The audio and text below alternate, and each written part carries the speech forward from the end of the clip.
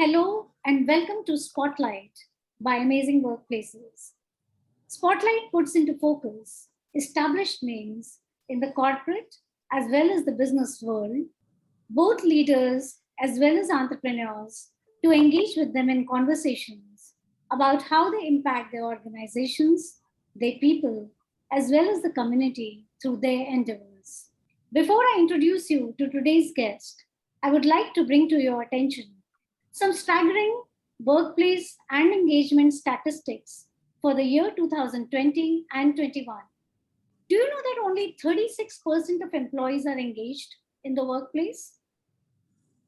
A highly engaged workforce increases profitability by as much as 21%. In fact, 71% of executives say that employee engagement is an important contributor to organizational success. I don't know many of you know it or not, but 38% of remote employees feel exhausted after a day of virtual meetings. And last but not the least, companies with a thriving corporate culture achieve over 4 times higher revenue growth compared to organizations that don't have a great culture. Well, I'm talking about these statistics because our guest today is an HR professional who is deeply passionate about the subject of people management and is extremely enthusiastic about driving engagement at the workplace. Yes, today the spotlight focuses on Joy George, Head Human Resources, CDK Global India. CDK Global is a leading technology product organization founded in the year 2014 with over 9,000 employees around the world. Joy has 18 years of experience in handling all aspects of employee lifecycle management, recruitment and resourcing, learning and development, compensation and benefits, employee engagement and communication, and legal and statutory. Joy has had an extensive generalist experience that includes global business partnering, experience in India, UK, US, and APAC. He has proven ability to manage organic and inorganic growth with great understanding of HR strategy, policies, processes, operations, measurement metrics, HR analytics, and best practices. Joy plays a highly effective role in conceptualizing, formulating, and deployment of employee engagement initiatives and is experienced in hiring large and volume recruitments in IT campus across engineering and business schools in India and abroad. So let's welcome Joy to Spotlight. Hello, Joy. How are you doing today? Hi, Ekta. Thank you. All well. How are you? I'm also doing good. So, Joy, thank you so much for joining us on Spotlight today. And today, we are going to speak to you about how CDK is diligently working towards employee safety and wellness during the pandemic to support its employees in India. And what are a few of the many aspects that make CDK Global a great place to work? Absolutely. I'm thrilled about the opportunity. Yeah, I can see, the Great Place to Work logo also on your screen. So congratulations on being actually recognized as Great Place to Work. Yeah. Thank you so much, Ekta. We are so proud of. Okay. So Joy, to start our discussion, I'm very curious to know organizations, always speak about standing by the people. COVID-19 has helped to bring forward this aspect of corporate culture that had not really been put to test before the pandemic at such a large scale. It is a great relief, in fact, noting that people working in organizations have actually found support in the leaders and organizations who have come forward to support them in full swing. In fact, CDK is a great example in this context. So, what are some of the reasons that got organizations to take these initiatives? And what do you feel are some of the reasons why only a handful of organizations are participating in this cause? Right. Very interesting question. And then There are quite a few responses that I have in mind to your, in a way, very thought-provoking question, Ekta.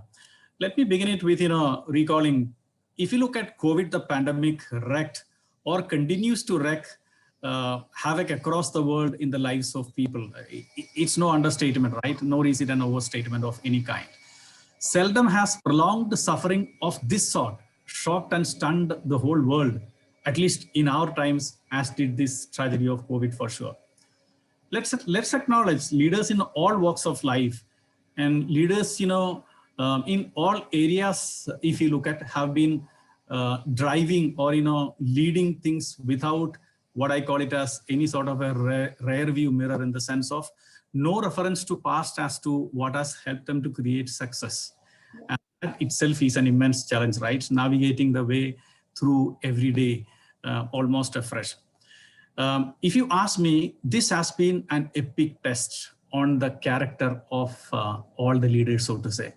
And the test is because, it calls for balancing of many things.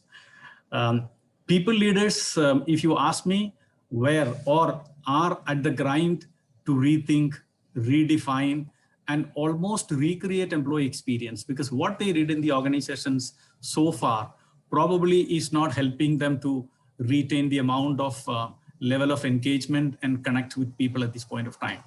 So if you look at driving virtual team culture, driving virtual team collaboration, driving virtual team engagement are all first-time experience for leaders as well in the organization. And that's very, very clear, and we need to acknowledge that. I like to think leaders at large, I'm not specifically referring to leaders only in certain organizations or certain sector, leaders at large did a phenomenal job across geographies, industries, and workplaces. And that's one of the reasons why we have been able to keep this pandemic under control, at least to this extent. Now at CDK, a certified great places to work, our leaders, I would think, did everything right, or rather we got everything right from our leadership perspective. If you ask me, empathy and compassion are the two leadership guiding principles with which our leaders operated and continue to operate. And that has been evident from some of the employee feedbacks and responses that we have received through our formal channels.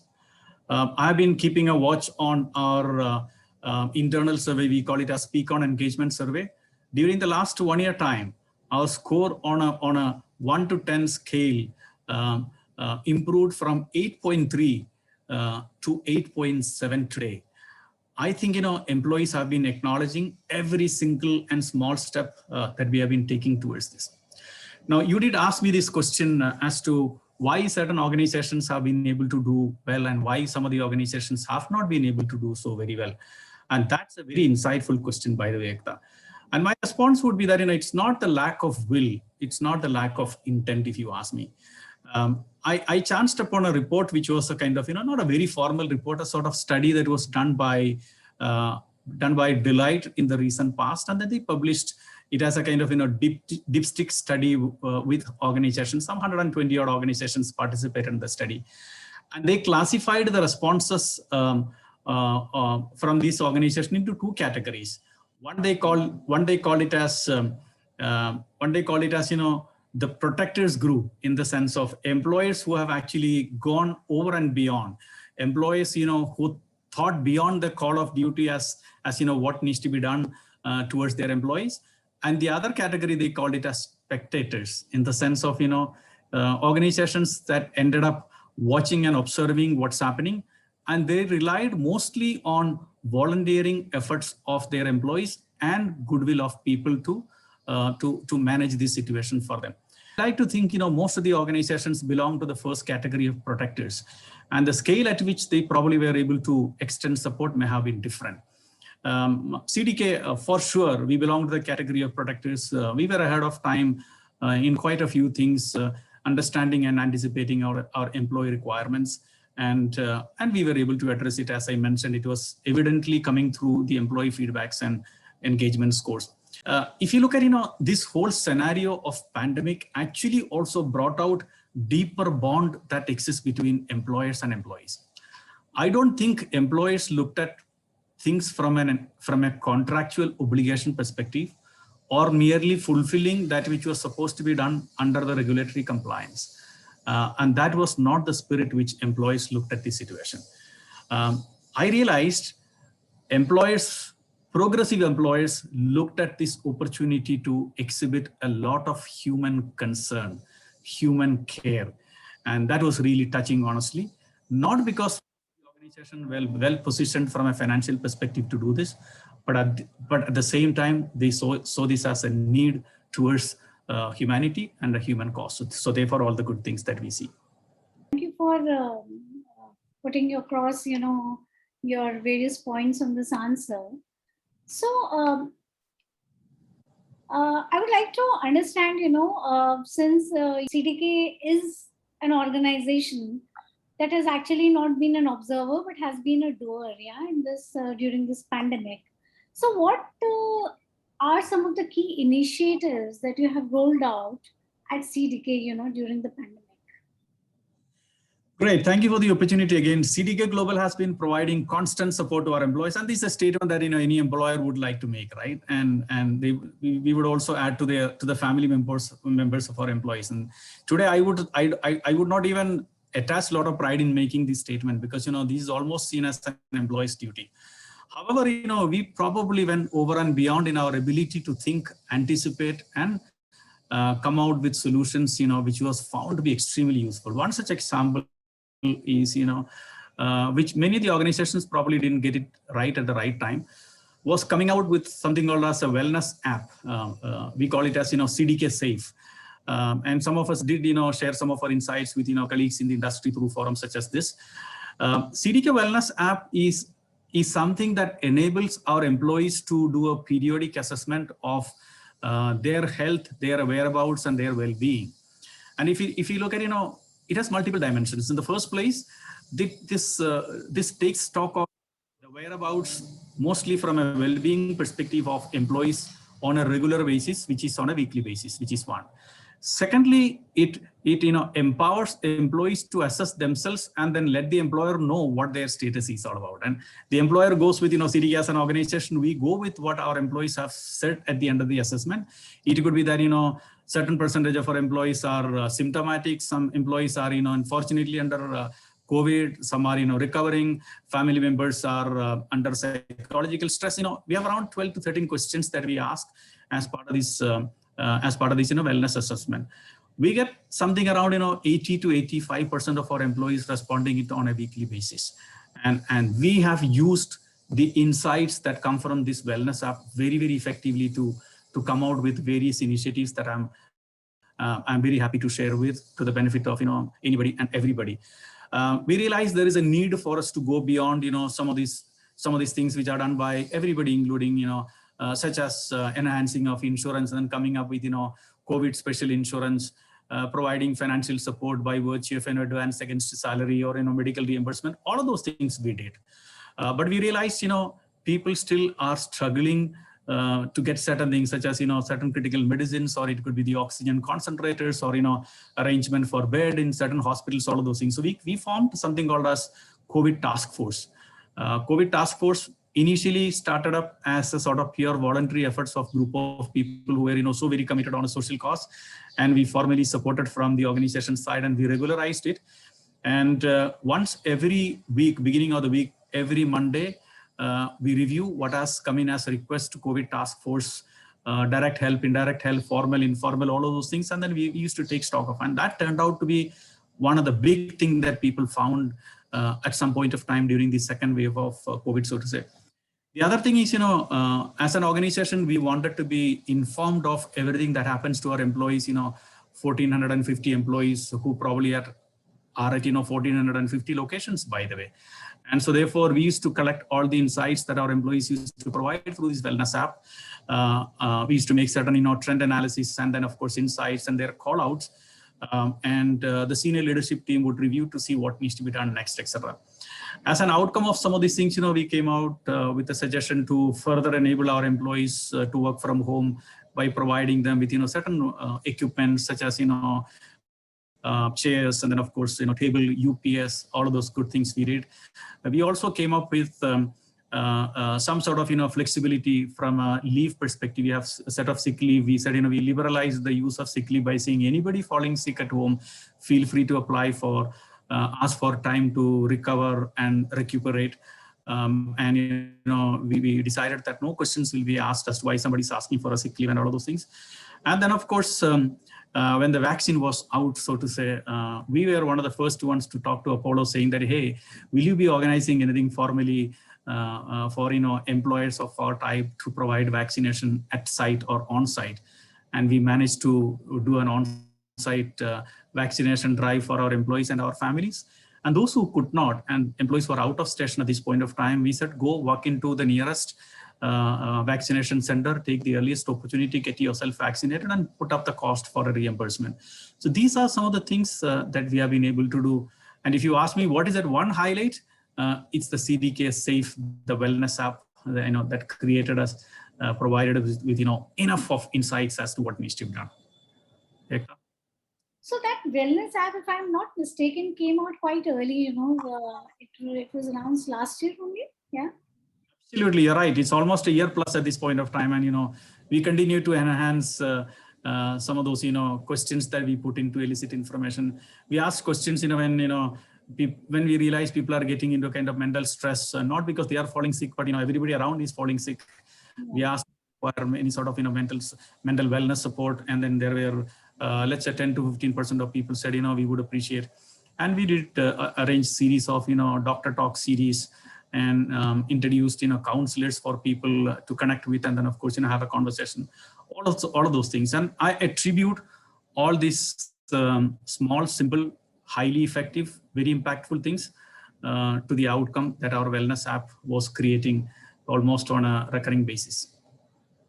Okay, interesting. So you coming out with that app at an early stage shows your commitment towards the employees. That even before organizations had started taking steps to help the employees out. CDK is one of the organizations that was one of the few organizations that actually initiated certain things for the employees, right? Right. Okay. Interesting. We are still on the point of the kind of support that organizations have given to employees.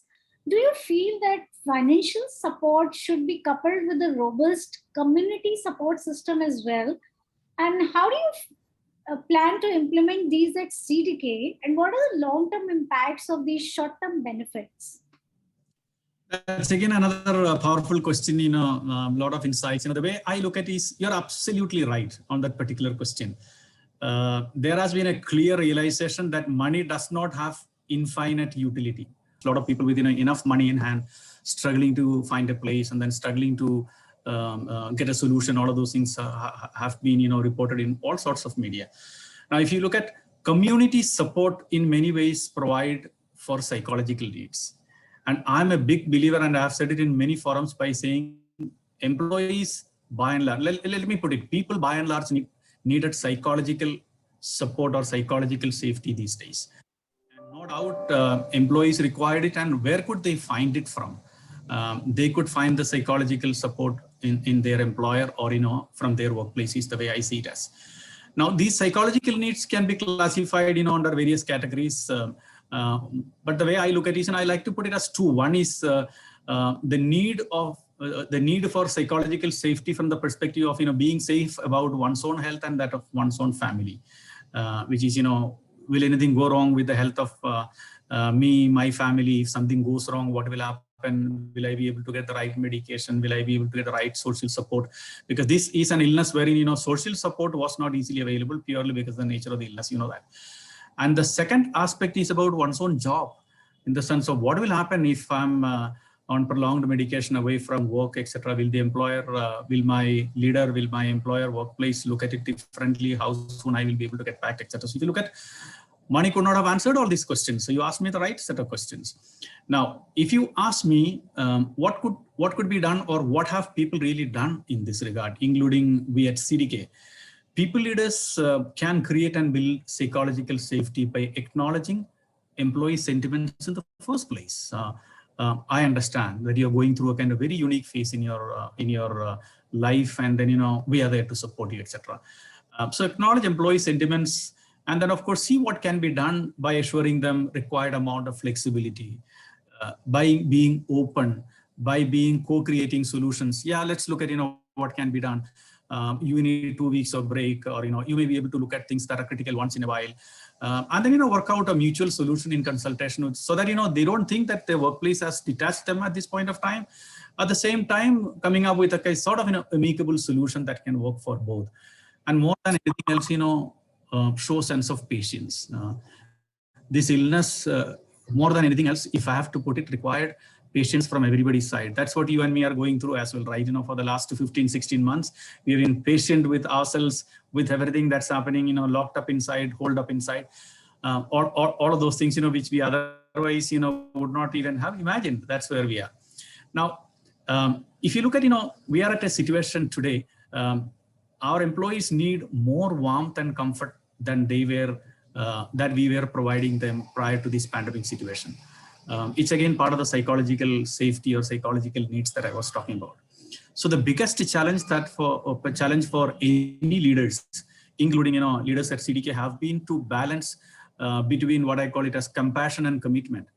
Business has to go on, so therefore there are commitments on deliveries that are to be done and that needs to be adhered to, because the ecosystem has to work. At the same time, we also need to exhibit compassion as required, to make sure that our employees are not feeling upset about. So these are some of those things. And commitment in the sense of, it's not enough to keep the lights on. You also need to keep, how shall I say, the pressure to make sure that deliveries happen at the optimal level to the extent possible.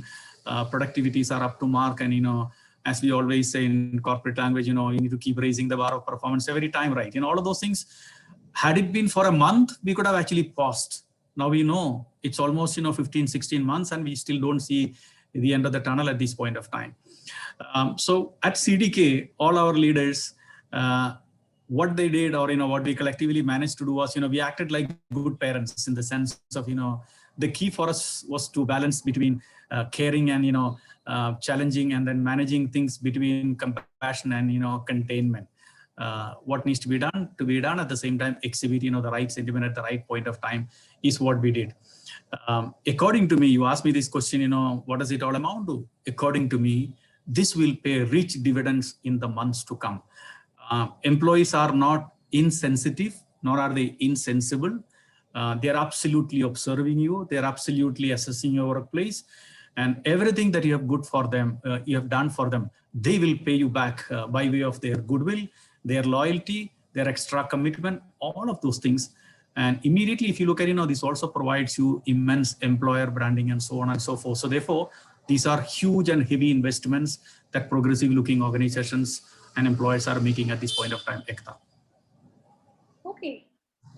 Interesting. Thank you so much for sharing what CDK is doing for its employees. And like you mentioned, that employees are not insensitive and they are noticing. So I'm sure, the organizations that have come forward during this time are actually going to have a very good response from the employees in the long run. So tell me, Joy, now, how do you think that organizations can build in these benefits into their policies to take care of contingencies in the future? Now, like we have seen, this is something which happened. Nobody was prepared for it. It was an emergency situation.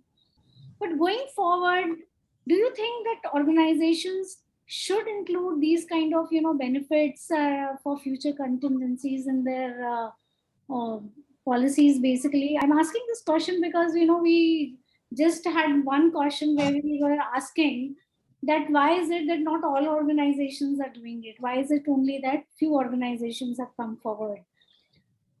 If organizations start making this as a part of their policy, yeah, employees would be at a better position to be working for organizations who have these policies. So keeping that in mind, what do you feel on this aspect, basically?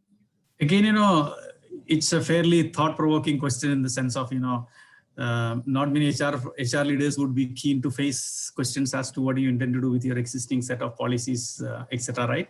I like to give it a thought more from my own individual perspective, and to some extent reflective of what we are thinking about from CDK's perspective. So if you look at, like I may have already said, this has been an atmosphere fraught with fear, all of us. It's natural to expect that there will be greater expectations by employees of any protective net that their employers can provide, right? We went through, now we will always ask this question, what will we do? What will happen if this occurs? We are already talking of, third wave, etc. God forbid that doesn't happen. Point is, if you look at, while everyone will emerge and bounce back from this, deep crisis with very different life experience, the same set of parameters of employee expectations that drove them earlier in the sense of prior to pandemic will not be sufficient going forward. And that's the implicit essence of, what you asked me in that question. Will your existing set of policies be good enough to create that comfort for employees, going forward? That's a very nice way of you putting it. But then I'm trying to respond it by saying, I absolutely agree with you. Besides pay, maybe I'll give you a couple of, perspectives. Besides pay is a big thing for anybody. But besides pay, protection-linked benefits. What does that mean? Comprehensive and adequate insurance coverage that includes health insurance, life, and other supportive mechanisms will become an equally significant negotiation point by all potential candidates. So it's not good enough to tell somebody, hey, you have asked for X salary or Y salary, and we will give you and we will delight you with what you're asking for. That's not going to be sufficient. People will look for other protection-linked benefits. I don't think any of the employees would have paid attention to what the insurance cover is in the past as much as they would have paid attention to. Everybody went through all the insurance covers that they have taken individually and provided by the employer to read through to find out what is covered, what is not covered, and what's the extent of exposure and risk someone has got, all of those stuff. Now, if you look at the second thing is, I would think, workplaces should be able to articulate clearly and visibly exhibit psychological safety and support measures that are in the organization.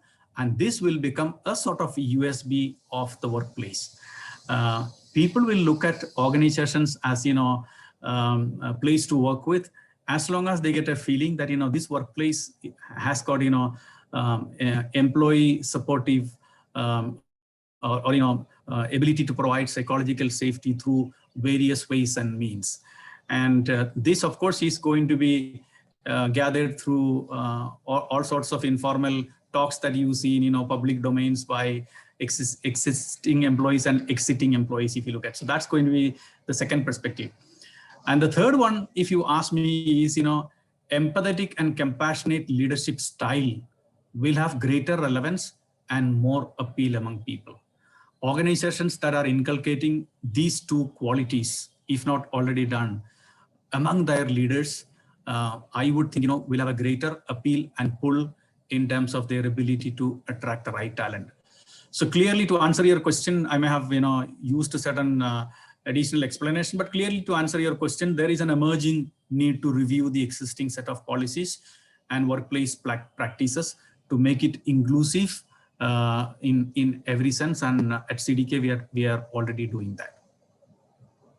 Okay, thank you, Joy. And I think our viewers will be able to understand that not just CDK, but other organizations also need to lay a lot of emphasis on the, like you mentioned, a couple of points about the insurance, about psychological safety, and about other benefits related to these kind of contingencies that organizations really need to take measures to make certain changes in their policies to attract talent in the future. Yeah, because talent is actually going to question about these things and not just be interested in the remuneration bit alone, right? Absolutely. Okay, thank you, Joy. And now, what are the return plans of return to office plans of CDK. So, we are hearing all kinds of news. There are organizations that want, big organizations that want people, their employees to come back to work, full time. And employees are very apprehensive about going back to work. Then there are organizations who are providing work from anywhere. There are organizations that are actually providing a hybrid model and a model wherein, employees work for 3 days a week from home and other days at the office. So, all kinds of things are being contemplated upon. So what are your return to office plans, Joy? Yeah. Again, you picked up one of the most topical stuff as a question to me, and you articulated part of the answer saying that there is so much of confusion as to what one wants to do. I have also been, closely watching all the news items that used to appear under this headline, return to office or no return to office and all of those things. A lot of organizations, made bold statements at the beginning by saying we are never going to return. Some organizations announced, without naming anybody, certain plans by saying by this year, we would have X percentage of people remotely working. By following year, it would X plus X, etc. So all of those things, it sounded very appealing and interesting to some extent, sensational as well, if I may use that word. CDK as an organization, we were very clear. We never got confused as to what is the right thing to do. We believe office-based working truly helps build collaboration, engagement, and innovation, and return to office-based working, therefore, is a must. And only thing is, we said we will do it once it is safe to do and will be in compliance with what the regulatory requirements are. This has been our stand. And we have articulated this in no uncertain terms to our employees and have reiterated it multiple times. Our employees are very, very clear on this. We will return to office when it is safe for us to do, purely because, we believe what I said as, collaboration, engagement, and innovation can happen at a greater pace if all of us are together. CDK as an organization, we are into product development. Our products enable automotive e-commerce. We are primarily in the domain of dealer management, and our return to workplace process is also built around principles like, in my words, I put it as, make it safe, keep it safe, feel it safe, in the sense of make it safe for people as far as the physical environment is concerned. Keep it safe in the sense of, make sure that, only those who are safe enough are coming to the office. We call it as, CDK Safe Badge, in the sense of you do a weekly assessment on certain parameters, and then only if you are declared safe enough to come to office, you should be coming. And feel it safe in the sense of only if you as an individual employee feel it safe to come, you come. It's not because, somebody as a leader has decided that you should come to the office, you should be coming. So that's the other guiding principle that we follow. We have enabled our employees through the Wellness app to assess the status, like I mentioned, of self and that of the family on a weekly basis and take the right decisions. There's nothing being forced on anybody at this point of time. Ekta, in short, our employees are empowered to take the right decision at the right time and to do the right thing. And that is how we continue to make CDK a great places to work experience for people. Okay. Thank you, Joy. Thank you again for, sharing what CDK is all about. And I'm sure your employees are quite engaged with, an HR leader like you. And I'm sure there are other leaders also in your organization who are actually, following the same set of principles, because that's what CDK is all about. And CDK as an organization is actually working towards, employee safety, employee wellness, employee benefits, employee engagement, and overall, great employee experience. So thank you once again, Joy. Thanks for joining us on Spotlight and sharing these valuable insights with us. I'm sure our viewers, whoever is watching us, would learn a lot of things from here and maybe implement in their own organizations. Thank you once again for joining us on Spotlight. Thank you, Joy. Thank you so much. My pleasure, Ekta. Hopefully, some of these thoughts that you and me shared together in this session will be of some value and insights to people as and when they listen and think about their workplace. Thank you again for the opportunity. Thank you. Thank you so much.